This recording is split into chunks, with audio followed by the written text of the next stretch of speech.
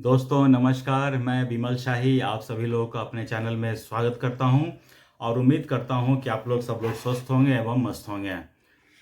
दोस्तों आज हम लोग बात करने वाले हैं महाराष्ट्र में जो चुनाव चल रहा है उसके बारे में बात करने वाले हैं।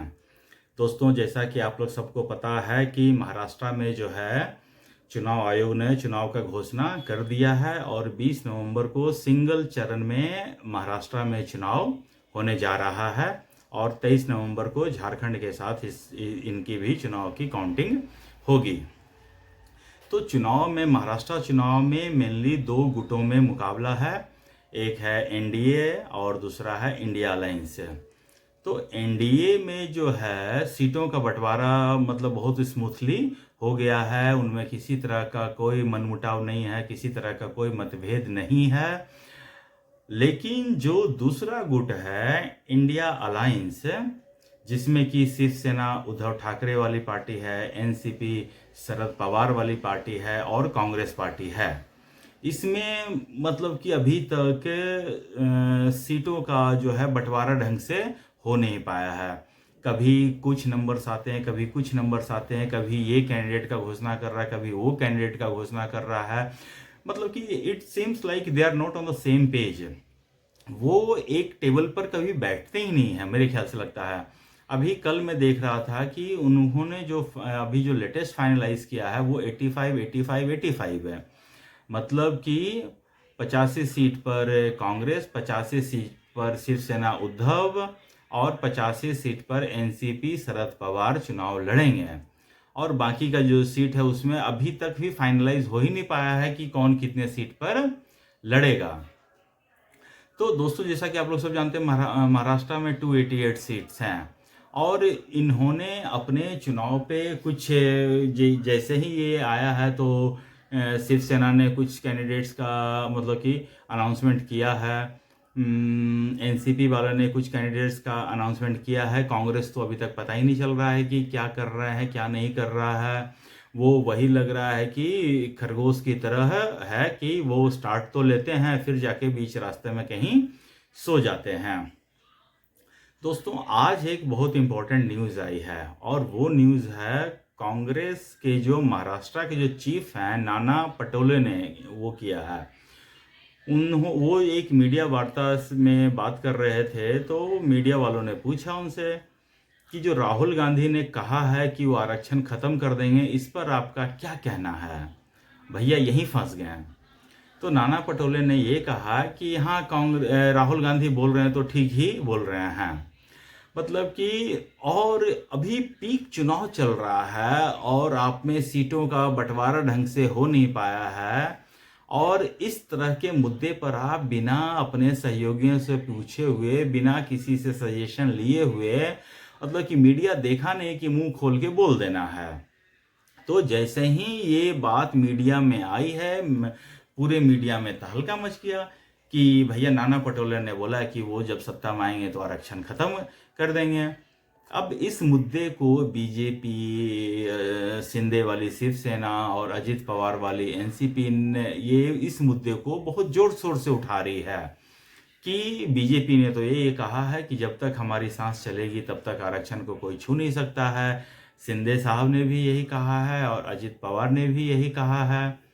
तो इस तरह कांग्रेस को ऐसी स्थिति में आने से बचना चाहिए। उन्हें कोई भी स्टेटमेंट देने से पहले थोड़ा सोचना चाहिए कि इसका परिणाम क्या हो सकता है। ऐसा थोड़ी कि बीजेपी वाले पॉलिटिक्स करने के लिए नहीं बैठे हैं, सिर्फ कांग्रेस वालों को आता है संविधान का कॉपी दिखाकर पूरा इलेक्शन कैंपेन करना, बीजेपी वालों को नहीं आता है क्या? तो बीजेपी वाले ने भी इस मुद्दे को बहुत जोर शोर से उठाया है और मुझे लगता है कि पूरे चुनाव में अब ये मुद्दा शामिल रहेगा। और इस मुद्दे पर कांग्रेस एक चुनाव ऑलरेडी हार चुकी है, हरियाणा का चुनाव, और मुझे लगता है कि आज जो नाना पटोले ने बोला है उस स्टेटमेंट से कांग्रेस की लुटिया डूब चुकी है। कांग्रेस का लुटिया डूबने का सिर्फ ये कारण नहीं है, कांग्रेस की लुटिया डूबने का कारण जो है एक जनता में जो परसेप्शन गया है कि इन लोगों में आपसी मनमुटाव है, आपसी मतभेद है, मतलब कि और ये लोग स्वार्थ की राजनीति इतना ज़्यादा इनके ऊपर हावी है कि थोड़ा सा भी त्याग करने को ये लोग रेडी नहीं है। इनको लड़ना है बीजेपी से, लेकिन खुद में कॉम्प्रोमाइज करने को तैयार नहीं है। जबकि बीजेपी वाले जो हैं हमेशा कॉम्प्रोमाइज करने के मूड में रहते हैं, वो त्याग करने के भावना से हमेशा आगे रहते हैं और इसी तरह की राजनीति करते हैं। सोचिए, जब शिंदे गुट जो है वो टूट कर बीजेपी के साथ अलायंस की थी, तो बीजेपी बड़ा पार्टनर था और चाहता तो अपना मुख्यमंत्री बना सकता था, लेकिन उन्होंने एक नाथ शिंदे जी को मुख्यमंत्री बना दिया। तो इस तरह का त्याग करना तो न एनसीपी को आता है, न शरद पवार, न एनसीपी को आता है, न कांग्रेस को आता है और न ही उद्धव ठाकरे को आता है। ये लोग सिर्फ सत्ता के लोभी हैं और इन्हें बस एन केन प्रकार सत्ता मिलना चाहिए, बस इतना ही इनका एजेंडा है। बाकी मैंने तो देखा है अभी कुछ दिन पहले, जब 2 साल पहले जब उद्धव ठाकरे की सरकार थी, तो किस तरह वसूली गैंग चला करता था। उनका एक आदमी था सचिन वाजे, वो किस तरह जो देशमुख साहब उस समय के गृह मंत्री थे, सचिन वाजे को आदेश देते थे कि तुमको मतलब कि हर एक दुकान से 100 करोड़ रुपया का वसूली करना है। उद्धव ठाकरे की सरकार थी जब इस देश के सबसे बड़े उद्योगपति मुकेश अंबानी के घर पर बम की रखने की घटना घटित हुई थी और बम रखने वाला और कोई नहीं, सचिन वाजे था। सचिन वाजे ने अपने मतलब कि इस तरह के कई कांड को अंजाम दिए हैं उद्धव ठाकरे के कहने पर और देशमुख के साहब के कहने पर, और ये लोग सब लोग जेल की हवा खाए हैं, चाहे वो देशमुख साहब हों, चाहे वो संजय राउत हो। संजय राउत तो अभी कुछ दिन पहले भी जेल जाते जाते बचा है, पता नहीं किस कारण बचा है, लेकिन उसको जेल जाना ही है, आज नहीं तो कल उसको जेल जाना ही जाना है। तो उद्धव ठाकरे की जो महाविकास अघाड़ी है वो अपने इन्हीं कारनामों के चलते न्यूज़ में रही थी और मुझे लग रहा है कि महाराष्ट्र की जनता को ये सोचना चाहिए कि कौन कौन से कांड उद्धव ठाकरे ने कर रखे थे। सोचिए, पालघर में साधु की हत्या, एयरफोर्स के रिटायर्ड जो आदमी थे उनके साथ मारपीट की घटना, सुशांत सिंह राजपूत की हत्या, दीपक दिशा सल्यान की हत्या, कितने कांड थे।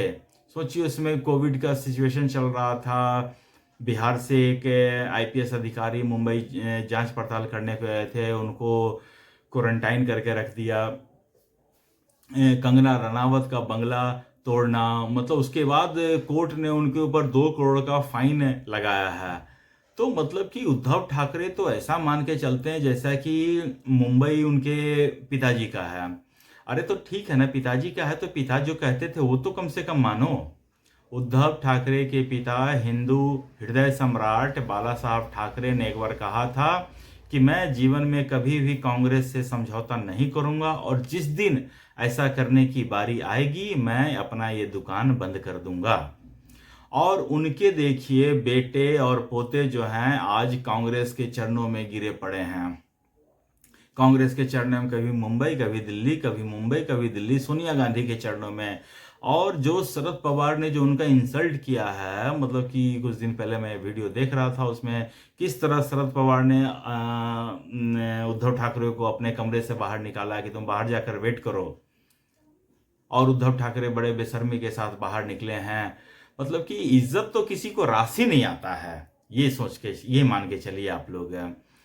तो और दूसरी बड़ी बात ये है, जिस सीट से उद्धव ठाकरे के पुत्र आदित्य ठाकरे लड़ रहे हैं उस सीट पर बीजेपी, शिंदे और अजित पवार ने फील्डिंग बड़ा अच्छा कर रखा है। उस सीट पर मिलिंद देवड़ा को चुनाव मैदान में उतार दिया है। अब मुझे लगता है कि ये सीट उनकी अब फंस गई है और मुझे लगता है कि आदित्य ठाकरे जैसे लापरवाह इंसान को, मुझे उसमें तो कोई नेता वाली क्वालिटी तो वैसे लगती नहीं है, और ऐसे लापरवाह इंसान को तो मतलब कि विधानसभा में नहीं ही जाना चाहिए। उससे लाख गुना अच्छा मिलिंद देवड़ा एक नेता लगते हैं, इंडस्ट्रिस्ट हैं, और मुझे लगता है कि वो अपने क्षेत्र में लोगों के लिए ज़्यादा अच्छा से वो काम कर सकते हैं।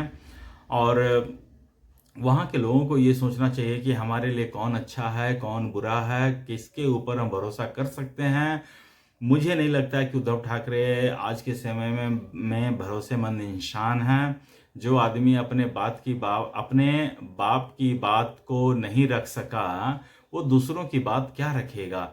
कुछ दिन पहले मैं वीडियो देख रहा था, उसमें उद्धव ठाकरे उतरे हैं और अल्लाह अकबर, नारा तकबीर, अल्लाह अकबर के नारे लग रहे। बताइए, कभी आपने सोचा था कि बाल ठाकरे के बीच में कोई ये नारा लगा सकता है? लेकिन उद्धव ठाकरे के बीच में नारा लगा और उद्धव ठाकरे बड़े गौरवान्वित फील कर रहे थे कि हमारे लिए ये नारा लगा है।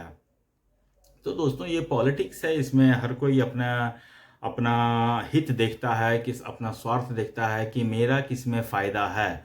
तो उद्धव ठाकरे को अभी इसमें फ़ायदा दिख रहा है और उसके लिए वो मतलब कि जलील होने को भी तैयार हैं। हर हमेशा जलील होते रहे हैं और आगे भी होते रहेंगे। तो दोस्तों, आज महाराष्ट्र चुनाव के ऊपर मेरा इतना ही अपडेट था। तब तक आप लोग अपना ख्याल रखिए, स्वस्थ रहिए, मस्त रहिए। नमस्कार, बाय।